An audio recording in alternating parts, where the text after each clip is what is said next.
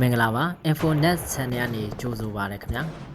1914ခုနှစ်ဇွန်လ28ရက်ဘော့စနီးယားနိုင်ငံဆာရာယေဗိုမြို့ငယ်လေးတစ်မြို့မှာတနက်တန်နှစ်ချက်ထွက်ပေါ်လာခဲ့ပါတယ်အဲ့ဒီတနက်နှစ်ချက်ဟာလူနှစ်ယောက်ရဲ့အသက်ကိုပဲနှုတ်ယူခဲ့တာမဟုတ်ပါဘူးလာနေငယ်အတွင်းလူသားသမားရဲ့အကြီးမားဆုံးစစ်ပွဲတစ်ခုဖြစ်တဲ့ပထမကမ္ဘာစစ်ကြီးကိုမီးမွေးပေးလိုက်တဲ့အစာပြိုးမှုပါ1914ခုနှစ်မှာထွက်ပေါ်လာခဲ့တဲ့ဒီတနက်တန်ဟာစစ်ပွဲကိုစတင်စေခဲ့တာမှန်ပါတယ်ဒါပေမဲ့အဲ့ဒီတနက်တန်တစ်ခုတည်းကြောင့်တော့ကမ္ဘာစစ်ကြီးတစ်ခုမဖြစ်နိုင်သေးပါဘူး။သမိုင်းပညာရှင်တွေဟာနှစ်ပေါင်း40ကျော်ကြာအောင်စုပုံလာခဲ့တဲ့ဒီပြဿနာတွေဟာ1914ခုနှစ်မှာတပြိုင်နက်ပောက်ကွဲထွက်လာခဲ့တဲ့အတွက်ပထမကမ္ဘာစစ်ကြီးဖြစ်ပေါ်လာခြင်းဖြစ်တယ်လို့သုံးသပ်ကြပါတယ်။ဒီကနေ့မှာတော့ပထမကမ္ဘာစစ်ကြီးဖြစ်ပေါ်လာတဲ့အဓိကအကြောင်းရင်းတွေကိုသုံးသပ်တင်ဆက်ပေးသွားပါမယ်ခင်ဗျာ။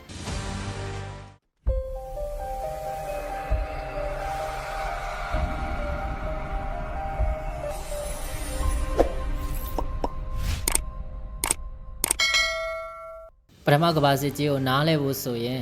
1914ခုနှစ်မတိုင်ခင်ဥရောပနိုင်ငံရဲ့အခြေအနေတွေကိုအရင်ကြည့်ရပါမယ်။ဗြိတိရှ်အင်ပါယာဟ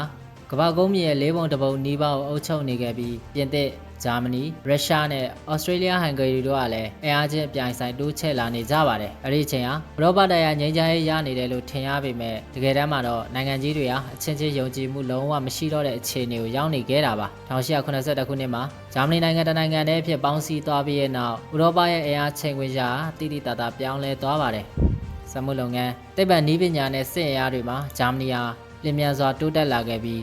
ဥရောပရဲ့အင်အားကြီးဆုံးနိုင်ငံတစ်ခုဖြစ်လာခဲ့ပါတယ်။ဒီချိန်နေဟာဗြိတိန်နဲ့ပြင်သစ်တို့ကိုစိုးရိမ်စေခဲ့ပါတယ်။ဂျာမနီဟာစစ်သင်္ဘောကြီးတွေပြိုင်ဆိုင်တည်ဆောက်လာတဲ့အခါမှာကမ္ဘာပင်လယ်ပြင်ရာစုနှစ်နီးပါးလွှမ်းမိုးထားခဲ့တဲ့ဗြိတိန်အတွက်ဒါဟာဓာတ်ရိုက်စိန်ခေါ်မှုတစ်ခုဖြစ်လာခဲ့ပါတယ်။တစ်ဖက်မှာလည်းဥရောပနိုင်ငံတွေဟာအာဖရိကနဲ့အာရှဒေသတွေကိုကိုလိုနီဖြစ်သိမ်းပိုက်ဖို့အပြိုင်ဆိုင်ကြိုးစားနေခဲ့ကြတာပါ။နယ်မြေများများရရှိတဲ့နိုင်ငံဟာအင်အားကြီးနိုင်ငံဖြစ်တယ်ဆိုတဲ့အယူအဆဟာကမ္ဘာကြီးကိုလွှမ်းမိုးနေခဲ့ပါပြီ။နိုင်ငံတိုင်းဟာကိုယ်ပိုင်အကျိုးစီးပွားကိုကာကွယ်ဖို့စစ်အင်အားကိုအရှိန်မြင့်တင်တိုးချဲ့လာခဲ့ကြပါတယ်။ဒီလိုအခြေအနေမှာဥရောပဟာမဟာမိတ်အုပ်စုနှစ်ခုအဖြစ်တဖြည်းဖြည်းကွဲသွားခဲ့ပါတယ်။ဂျာမနီ၊ဩစတြေးလျဟန်ဂေရီနဲ့အီတလီတို့ဟာ Triple Alliance ဆိုတဲ့မဟာမိတ်ကိုဖွဲ့စည်းခဲ့ပြီးဗြိတိန်၊ပြင်သစ်နဲ့ရုရှားတို့ကတော့ Triple Entente ဆိုတဲ့မဟာမိတ်ကိုဖွဲ့စည်းခဲ့ကြပါတယ်။ဒီတင်းမာမှုတွေကြောင့်1914ခုနှစ်ရောက်တဲ့အချိန်မှာဥရောပဟာအပြင်ပိုင်းမှာတည်ငြိမ်နေပေမဲ့အတွင်းမှာတော့ချိန်မြေပောက်ကွဲနိုင်တဲ့ရန်အိုကြီးတစ်လုံးလိုဖြစ်နေခဲ့ပါပြီ။အဲဒီရန်အိုကြီးကိုမီးညှိပေးခဲ့တဲ့ဖြစ်ရပ်ကတော့1914ခုနှစ်ဇွန်လ28ရက်ဘော့စနီးယားနိုင်ငံဆာရာယေဗိုမြို့မှာဖြစ်ပွားခဲ့တဲ့လှုပ်ကြံမှုတစ်ခုကနေစခဲ့တာပါ1914ခုနှစ်ဇွန်လ28ရက်ဘော့စနီးယားနိုင်ငံမြို့တော်ဆာရာယေဗိုမြို့ဟာပုံမှန်နေ့လေးတစ်နေ့ပါပဲဒါပေမဲ့အဲ့ဒီနေ့ဟာဩစတြေးလျဟန်ဂေရီအင်ပါယာရဲ့ထိနှံမွေဆက်ခံမဲ့ဖရန့်ဖာဒီနန်အတွက်အရေးကြီးတဲ့ခရီးစဉ်တစ်ခုရှိနေခဲ့ပါတယ်သူဟာဇနီးဖြစ်သူဆိုဖီနဲ့အတူစစ်တပ်စစ်ဆေးရေးခရီးအဖြစ်ဆာရာယေဗိုမြို့ကိုရောက်ရှိလာခဲ့တာပါဒါပေမဲ့ဒီခရီးစဉ်ကိုလူတိုင်းကကြိုဆိုနေခဲ့တာတော့မဟုတ်ပါဘူးအဲ့ဒီအချိန်မှာဘော့စနီးယားဒေသဟာဩစတြေးလျဟန်ဂေရီရဲ့ထိန်းချုပ်မှုအောက်မှာရှိနေပြီးဆာဗီးယားအမျိုးသားရေးသမားအများပြားတော့ဒီအုပ်ချုပ်မှုမကျေနပ်ကြပါဘူးသူတို့ရဲ့ရည်မှန်းချက်ကတော့တောင်စလာဗစ်လူမျိုးတွေအားလုံးကိုနိုင်ငံတစ်ခုတည်းအဖြစ်ပေါင်းစည်းဖို့ပါဒီရည်မှန်းချက်တွေအတွက်လျှို့ဝှက်ဖွဲ့စည်းတစ်ခုပေါ်ပေါက်လာခဲ့ပြီးအဲ့ဒီထဲမှာ Black Hat လို့လူသိများတဲ့အဖွဲ့လည်းပါဝင်ပါတယ် Black Hat အဖွဲ့နဲ့ဆက်နွယ်နေတဲ့လူငယ်တချို့ဟာ Frank Ferdinand ကိုလှုပ်ကြံဖို့စီစဉ်ခဲ့ကြပါတယ်မနက်ပိုင်းမှာ Frank Ferdinand စီးလာတဲ့မော်တော်ယာဉ်တန်းမျိုးထဲဝင်လာတဲ့ချိန်မှာလက်ပစ်ပုံတစ်လုံးကိုယာဉ်တန်းစီပစ်ပေါက်ခဲ့ပေမဲ့ Frank Ferdinand ရဲ့ယာဉ်ပန်းကိုမထိပဲနောက်ကနေလိုက်လာတဲ့ကားကိုထိမှန်ပေါက်ကွဲသွားခဲ့ပါတယ်လူတချို့ဒဏ်ရာရခဲ့ပေမဲ့ Frank Ferdinand ကတော့အသက်အန္တရာယ်ကနေလွတ်မြောက်သွားခဲ့ပါတယ်ဒါပေမဲ့ကကြမ္မာနောက်တစ်ကြိမ်ခွင့်ရေးဖန်တီးပေးခဲ့ပါတယ်။နေ့လယ်ပိုင်းမှာဖာရီနာဒိုင်ယာရသူတွေကိုတွားရောက်ကြည့်ရှုဖို့ဆုံးဖြတ်ခဲ့ပါတယ်။လမ်းကြောင်းကိုပြောင်းလဲဖို့စီစဉ်ထားပေမဲ့ဂျမောင်းဟာစီစဉ်တစ်ကိုမသိခဲ့တာကြောင့်လမ်းမကွေ့မိသွားပါတယ်။ကားနောက်ပြန်ဆုတ်ဖို့ရက်လိုက်တဲ့အခိုက်အတန့်မှာပဲအသက်19နှစ်အရွယ်ဂါဘရီလိုပရင်ဆက်ဆိုတဲ့လူငယ်တစ်ယောက်ရောက်နေခဲ့ပါတယ်။သူဟာအခွင့်အရေးကိုလက်လွတ်မခံဘဲတနက်နဲ့နှစ်ချက်ပစ်ခတ်လိုက်ပါတယ်။ကြည်တောင်ဟာဖရန့်ဖာရီနာကိုထိမှန်ခဲ့ပြီးနောက်ကြည့်တောင်ကတော့ဇနီးဖြစ်သူဆိုဖီကိုထိမှန်ခဲ့ပါတယ်မိနစ်နိုင်ငံအတွင်းမှာပဲသူတို့နှစ်ဦးစလုံးသက်ဆုံးရှုံးသွားခဲ့ရပါတယ်အဲ့ဒီတနက်နှစ်ချက်ဟာလူနှစ်ယောက်ရဲ့အသက်ကိုယ်တာနှောက်ယူခဲ့တာမဟုတ်ပါဘူးရတဲ့တပတ်အနေငယ်အတွင်းဥရောပတိုင်းလုံးကိုစစ်မီးလောင်ကျွမ်းစေမဲ့အစာပြုံးမှုဖြစ်စေခဲ့တာပါဖရန့်ဖာဒီနန်လောက်ကြခံပြီးတဲ့နောက်ရပိုင်းအတွင်းမှာပဲဥရောပရဲ့တန်တမန်ရေးလောကဟာအလင်းမြပြောင်းလဲသွားပါတော့တယ်တနိုင်ငံနဲ့တနိုင်ငံအပြန်အလှန်ရာဇသံတွေပို့လာကြပြီးစစ်တပ်တွေကိုလည်းအသစ်ပြင်ဆင်ဖို့အမိန့်တွေထုတ်ပြန်လာခဲ့ကြပါတယ်တမိုင်းမှာ July Crisis လို့ခေါ်တဲ့ 38ရက်တာနိုင်ငံရေးအကြက်တဲကစတင်လာခဲ့ပါပြီ။ဩစတြေးလျဟန်ဂေရီရဲ့ထိနှမ်းမွေဆက်ခံမဲ့မင်းသားလှုပ်ကြံခံရတဲ့အတွက်ဩစတြေးလျစုအားဒီဖြစ်ရဲ့နောက်ွယ်မှာဆာဗီးယားဆွေရပေါင်ပတ်သက်နေတယ်လို့တန်တရားရှိခဲ့ပါတယ်။ဩစတြေးလျဟန်ဂေရီယာဆာဗီးယားကိုပြင်းထန်တဲ့တောင်းဆိုချက်10ချက်ကျော်ပါဝင်တဲ့ရာဇတန်တစ်ဆောက်ပေးပို့ခဲ့ပါတယ်။အဲဒီတောင်းဆိုချက်တွေဟာဩစတြေးလျစုံစမ်းစစ်ဆေးရေးအဖွဲ့ကိုဆာဗီးယားနိုင်ငံအတွင်းဝင်ရောက်စုံစမ်းခွင့်ပေးဖို့ဆိုတဲ့အချက်လည်းပါဝင်နေခဲ့ပါတယ်။ဆာဗီးယားဆွေရတောင်းဆိုချက်အများစုကိုလက်ခံခဲ့ပေမဲ့နိုင်ငံရေးအချုပ်အခြာအာဏာကိုထိခိုက်နိုင်တဲ့အချက်ချို့ကိုတော့ညှင်းပယ်ခဲ့ပါတယ်။ဩစတြေးလျကတော့ဒါကိုလုံလောက်တဲ့အဖြစ်လို့မယူဆခဲ့ပါဘူး။1914ခုနှစ်ဇူလိုင်28ရက်မှာဩစတြေးလျဟန်ဂေရီယာဆာဗီးယားကိုစစ်ကြေညာလိုက်ပါတယ်။အဲဒီအချိန်အထိဒေသတွင်းစစ်ပွဲတစ်ခုသာဖြစ်နိုင်သေးတာပါ။ဒါပေမဲ့စစ်ကြေညာပြီးမကြာခင်မှာပဲမဟာမိတ်စာချုပ်တွေဟာစတင်အသက်ဝင်လာပါတော့တယ်။ဆာဗီးယားရဲ့မဟာမိတ်ဖြစ်တဲ့ရုရှားဟာဆာဗီးယားကိုကာကွယ်ဖို့အတွက်တပ်တွေစတင်စုဆောင်းလိုက်ပါတယ်။ဒီချိန်တွေကိုမြင်တဲ့ဂျာမနီဟာရုရှားကိုတပ်ပြန်ရုပ်သိမ်းဖို့တတိပေးခဲ့ပေမဲ့ရုရှားကမလိုက်နာခဲ့ပါဘူး။အဲဒီနောက်ဂျာမနီဟာရုရှားကိုစစ်ကြေညာလိုက်ပါတယ်။ပြင်သစ်ဟာရုရှားရဲ့မဟာမိတ်ဖြစ်တဲ့အတွက်ဂျာမနီဟာပြင်သစ်ကိုလည်းစစ်ကြေညာလိုက်ပါတယ်။ဒါပေမဲ့ပြင်သစ်ကိုတိုက်ဖို့ဂျာမနီရွေးချယ်ခဲ့တဲ့လမ်းကြောင်းဟာနောက်ထပ်နိုင်ငံတစ်နိုင်ငံကိုစစ်ထဲဆွဲသွင်းလိုက်ပါတယ်။အဲဒီနိုင်ငံကတော့ဘယ်လ်ဂျီယံနိုင်ငံမှာ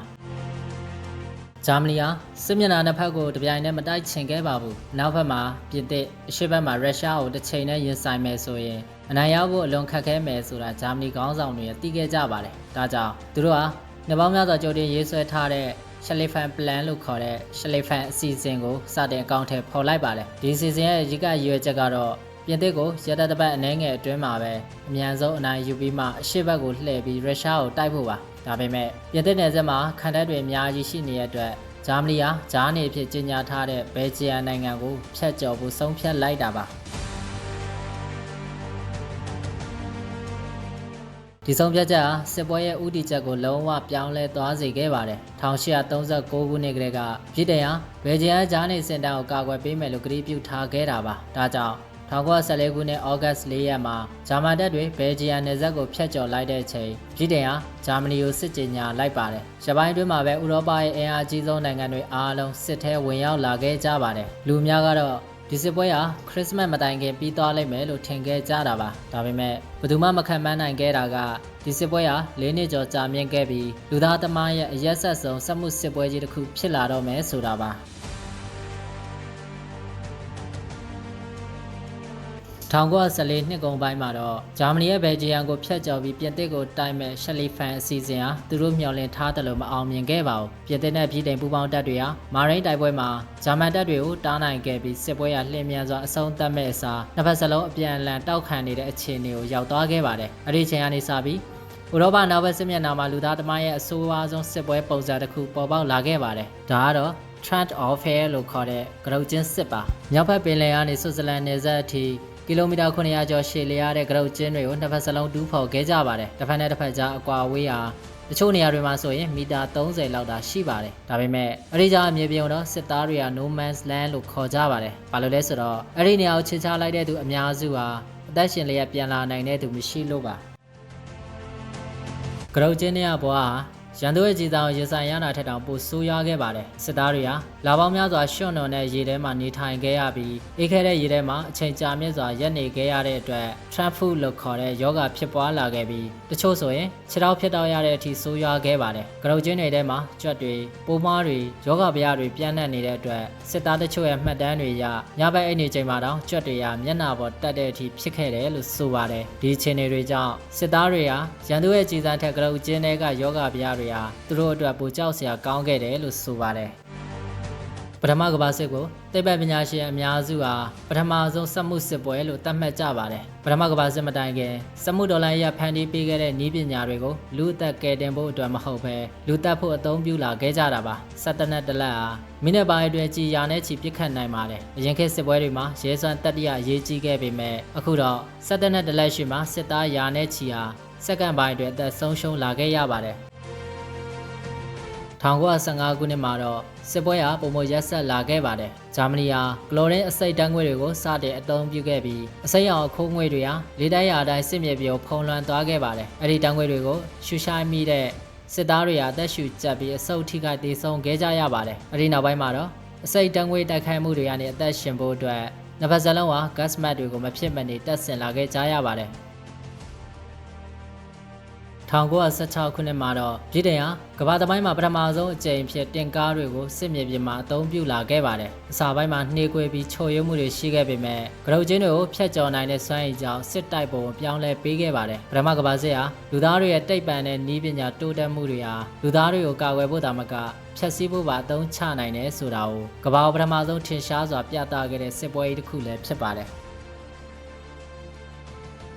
1916ခုနှစ်မှာတော့ပထမကမ္ဘာစစ်ဟာပြင်းထန်ဆုံးစစ်ကိုရောက်လာခဲ့ပါတယ်။ဂျာမန်ဟာပြင်သစ်ကိုအားကုန်အောင်လုပ်ဖို့ဘာဒန်းမြို့အဓိကပြစ်မှတ်အဖြစ်ရွေးချယ်ခဲ့ပါတယ်။ဆယ်လနီးပါးကြာမြင့်ခဲ့တဲ့ဒီဘာဒန်းတိုက်ပွဲအတွင်းမြောက်ကြည်စံတန်းပေါင်းများစွာပစ်ခတ်ခဲ့ပြီးတော့နှစ်ဖက်စလုံးလူပေါင်း9သိန်းကျော်သေဆုံးခဲ့ကြပါတယ်။ဒါပေမဲ့တိုက်ပွဲပြီးဆုံးချိန်မှာတော့နေမြေပြောင်းလဲအနှဲငယ်သာရှိခဲ့ပါတယ်။ဘာဒန်းမှာတိုက်ပွဲပြင်းထန်နေချိန်မှာပဲပြည်တိုင်နဲ့ပြင်သစ်တို့ကဦးဆောင်ပြီးမဟာမိတ်တပ်တွေဟာBattle of the Somme ဆိုတဲ့တိုက်ပွဲကိုစတင်ခဲ့ပါတယ်။တိုက်ပွဲမစခင်မှာပဲအမြောက်ကြီးစံတသန်းခွဲကျော်ပစ်ခတ်ခဲ့ပေမဲ့ဂျာမန်ခံတပ်တွေကမပြတ်စည်းပဲကြန့်ရှိနေခဲ့ပါတယ်။ပထမနေ့တရက်ထဲမှာတင်ပြည်တိုင်တပ်ဖွဲ့ကစစ်သား19000ကျော်အသက်ဆုံးရှုံးခဲ့ပြီး99000ကျော်ထိခိုက်ဒဏ်ရာရရှိခဲ့ပါတယ်။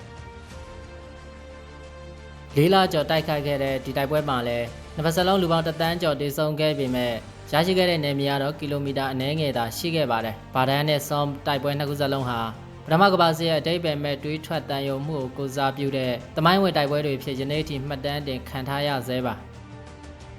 ဒီတိုက်ပွဲတွေမှာဂျာမန်အင်ပါယာအဓိကတိုက်ခိုက်ခဲ့ပြီးသူရဲ့မဟာမိတ်တွေဖြစ်တဲ့ဩစတြေးလျဟန်ဂေရီဘူဂေးရီးယားနဲ့အော်တိုမန်အင်ပါယာတို့ကတော့တခြားစစ်မျက်နှာတွေမှာတိုက်ပွဲဝင်နေခဲ့ကြပါတယ်ဒါကြောင့်1916ခုနှစ်နောက်ဘက်စစ်မျက်နှာအဓိကတိုက်ပွဲနှစ်ခုဖြစ်တဲ့ဘာဒန်းနဲ့ဆောမ်တိုက်ပွဲတွေဟာဂျာမနီနဲ့ပြည်တိုင်ပြင်သစ်တို့ဦးဆောင်တဲ့မဟာမိတ်တွေကြားကအပြင်းထန်ဆုံးတိုက်ပွဲတွေပါစစ်ပွဲအစမှာအမေရိကန်ဂျာနေနိုင်ငံအဖြစ်ရပ်တည်နေခဲ့ပြီးတမတာဝူဒရိုလက်ဆင်ကလည်းဥရောပစစ်ပွဲမှာပါဝင်လိုကြောင်းထုတ်ဖော်ပြောကြားခဲ့ပါတယ်။ဒါပေမဲ့အမေရိကန်ဟာပြည်တိုင်နဲ့ပြင်သစ်တို့ဦးဆောင်တဲ့မဟာမိတ်နိုင်ငံတွေကိုငွေကြေးလက်နက်နဲ့စားနပ်ရိက္ခာတွေစက်တိုက်ထောက်ပံ့ပေးနေခဲ့တဲ့အတွက်ဂျာမနီဟာစိုးရိမ်လာခဲ့ပါတယ်။1915ခုနှစ်မှာဂျာမန်ယူဘုတ်ရင်ကုန်တင်မောတာလက်စတင်နာတင်မောကိုတိုက်ခိုက်နစ်မြုပ်စေခဲ့တဲ့အတွက်အမေရိကန်နိုင်ငံသား128ဦးပါဝင်လူပေါင်း1100ကျော်သေဆုံးခဲ့ရပါတယ်။အဲဒီနောက်ဂျာမနီဟာရင်ကုန်တင်မောစစ်စင်ရေးတွေကိုကန့်သတ်မဲ့လှုံ့ဆော်ခဲ့တဲ့အတွက်အမေရိကန်ရဲ့သဘောထားပြောင်းလဲသွားခဲ့ပါတယ်။1918ခုနှစ်မှာအမေရိကန်ဂျာမနီကိုတရားဝင်စစ်ကြေညာခဲ့ပြီးကမ္ဘာစစ်ထဲဝင်လာခဲ့ပါတယ်။အမေရိကန်ရဲ့စစ်အားနဲ့စက်မှုအင်အားတွေပြည်တိုင်နဲ့ပြင်သစ်တို့ဦးဆောင်တဲ့မဟာမိတ်နိုင်ငံတွေစီဝင်ရောက်လာခဲ့တာဟာစစ်ပွဲချိန်ခွေရှာကိုတဖြည်းဖြည်းပြောင်းလဲစေခဲ့ပါတယ်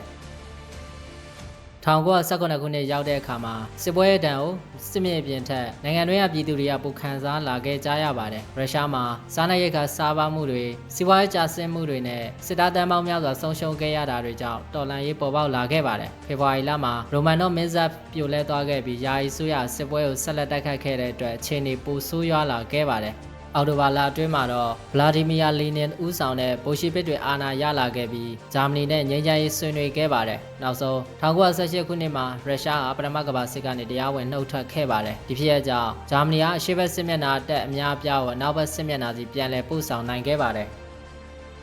ရုရှားကစစ်ပွဲကနေနှုတ်ထွက်သွားပြီးတဲ့နောက်ဂျာမနီဟာအမေရိကန်တပ်တွေအပြည့်အဝမရောက်ခင်စစ်ကိုအဆုံးဖြတ်ပေးဖို့ကြိုးစားခဲ့ပါတယ်။ဒါကြောင့်1918ခုနှစ်နွေဦးရာသီမှာ Spring Offensive လို့ခေါ်တဲ့ကြီးစားထိုးစစ်ကိုစတင်ခဲ့ပါတယ်။စာပိုင်းမှာဂျာမန်တပ်တွေအောင်မြင်မှုချုပ်ရခဲ့ပေမဲ့စစ်သားတွေပြင်ပန်းနွားနေလာခြင်းတွေရိတ်ခါနဲ့လက်နက်အရာမလုံလောက်တော့တဲ့အတွက်ထိုးစစ်ဟာရပ်တန့်သွားခဲ့ပါတယ်။တစ်ဖက်မှာတော့အမေရိကန်စစ်သားတန်းနဲ့ချီဟာဥရောပကိုရောက်ရှိလာခဲ့ပြီးမဟာမိတ်တပ်တွေရဲ့အင်အားကိုတိတိတသာမြင့်တင်ပေးခဲ့ပါတယ်။ဩဂတ်စ်လမှာမဟာမိတ်တပ်တွေဟာ Hunter's Day Offensive လို့လူသိများတဲ့ပြန်လည်ထိုးစစ်ကိုစတင်ခဲ့ပါတယ်။ဒီစစ်စင်ရေးဟာဂျာမန်တပ်တွေကိုအဆက်မပြတ်နောက်ဆုတ်စေခဲ့ပြီးပထမကမ္ဘာစစ်ရဲ့အဆုံးဖြတ်ကိုဖြစ်စေခဲ့တဲ့စစ်စင်ရေးအဖြစ်သမိုင်းမှာထင်ရှားပါတယ်။နောက်ဆုံးမှာတော့ဂျာမနီဟာစစ်အားနဲ့စီးပွားရေးအားလုံးဒီပါဆုံးရှုံးသွားခဲ့ပြီးစစ်ကိုဆက်လက်တိုက်ခိုက်နိုင်တဲ့အခြေအနေမရှိတော့ပဲအရှုံးဘက်ကိုဦးတည်သွားခဲ့ပါတယ်1918ခုနှစ်နိုဝင်ဘာလ17ရက်မနက်7:00နာရီတိတိအချိန်မှာ Armistice လို့ခေါ်တဲ့အပြစ်ခတ်ရက်စဲသဘောတူညီချက်စတင်အသက်ဝင်လာခဲ့ပါတယ်17လပိုင်း17ရက်17နာရီလို့တမိုင်းမှာမှတ်တမ်းဝင်ခဲ့တဲ့ဒီချိန်ဟာ၄နှစ်ကျော်ကြာကမ္ဘာအလောင်ကျွမ်းစေခဲ့တဲ့ပထမကမ္ဘာစစ်ရဲ့အဆုံးသတ်ဖြစ်လာခဲ့ပါတယ်စစ်သားတွေကတော့အမြောက်တန်တွေရုတ်တရက်တိတ်ဆိတ်သွားတဲ့ချိန်ဟာမြုံနိုင်လောက်အောင်တိတ်ဆိတ်နေခဲ့တယ်လို့မှတ်တမ်းတင်ထားကြပါတယ်ဒါပေမဲ့ဒီတိတ်ဆိတ်မှုရဲ့နောက်မှာတော့ပြိုကျပျက်စီးသွားတဲ့မြို့ရွာတွေတန်းပေါင်းများစွာသောမိသားစုတွေရဲ့မျက်ရည်တွေနဲ့လူငယ်တွေရဲ့ဘဝပေါင်းများစွာပြီးဆက်ခဲ့ရပါတယ်၄နှစ်ကျော်ကြာမြင့်ခဲ့တဲ့ပထမကမ္ဘာစစ်ကြီးပြီးဆုံးသွားခဲ့ပါပြီ1919ခုနှစ်မှာမဟာမိတ်နိုင်ငံတွေဟာပြင်သစ်နိုင်ငံဘာဆိုင် နန်းတော်မှာဘာဆိုင်စာချုပ်ကိုရေးဆွဲချုပ်ဆိုခဲ့ကြပါတယ်ဒီစာချုပ်အရဂျာမနီကစစ်ပွဲအတွက်အဓိကတာဝန်ရှိတဲ့နိုင်ငံအဖြစ်လက်ခံခဲ့ရပြီးနယ်မြေတွေဆုံးရှုံးခဲ့ရသလိုကိုလိုနီအားလုံးကိုလည်းလက်လွတ်ခဲ့ရပါတယ်စစ်တပ်အင်အားကိုပြင်းပြင်းထန်ထန်ကန့်သက်ခံခဲ့ရတဲ့အပြင်မဟာမိတ်နိုင်ငံတွေကိုလည်းများပြားလာတဲ့စစ်ရော်ချင်းငွေတွေပေးဆောင်ခဲ့ကြရပါတယ်ပြင်သစ်ကတော့ဒီလိုပြင်းထန်တဲ့စီကံချက်တွေကဂျာမနီကိုနောက်တစ်ကြိမ်စစ်မဖြစ်အောင်တားဆီးပေးနိုင်မဲ့တစ်ခုတည်းသောနီလန်လို့ယုံကြည်ခဲ့ပါတယ်ဒါပေမဲ့လူအများကတော့ဒီစာချုပ်ဟာဂျာမနီကိုလုံးဝဖိနှိပ်ထားတဲ့အတွက်နောက်တစ်ချိန်မှာပိုကြီးမားတဲ့ပြဿနာတွေဖြစ်လာနိုင်တယ်လို့သတိပေးခဲ့ကြပါတယ်။နောက်ပိုင်းတပိုင်းကိုပြန်ကြည့်တဲ့အခါမှာအဲ့ဒီသတိပေးချက်ဟာအတိုင်းအတာတစ်ခုထိမှန်ခဲ့တယ်လို့ဆိုရမှာပါ။ပထမကမ္ဘာစစ်ကြီးပြီးဆုံးသွားခဲ့ပေမဲ့ဂျာမနီရဲ့ဒေါသဆင်းရဲမွဲတေမှုနဲ့အရှက်တရားတွေကနေလူသားသမိုင်းကိုပြောင်းလဲသွားစေမဲ့ခေါင်းဆောင်တစ်ယောက်ပေါ်ထွက်လာခဲ့ပါတယ်။ဒီကြောင့်တော့နောက်ဗီဒီယိုမှာဆက်လက်တင်ဆက်ပေးသွားပါမယ်ခင်ဗျာ။ဗီဒီယိုလေးကိုအဆုံးထိကြည့်ပေးတဲ့အတွက်ကျေးဇူးတင်ပါတယ်ခင်ဗျာဒီလိုစိတ်ဝင်စားစရာကောင်းတဲ့ဗီဒီယိုတွေကိုကြိုက်နှစ်သက်တယ်ဆိုရင်တော့ကျွန်တော်တို့ channel ကို like and subscribe နှိပ်ထားသွားနိုင်ပါတယ်ခင်ဗျာ